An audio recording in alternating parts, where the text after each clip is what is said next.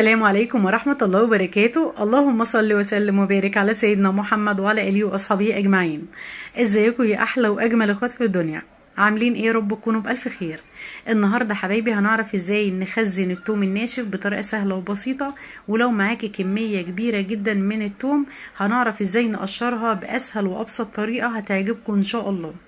بسم الله اللهم بارك. خزنت كمية حلوة أوي من التوم هتكفيني كده أكتر من سنة ان شاء الله.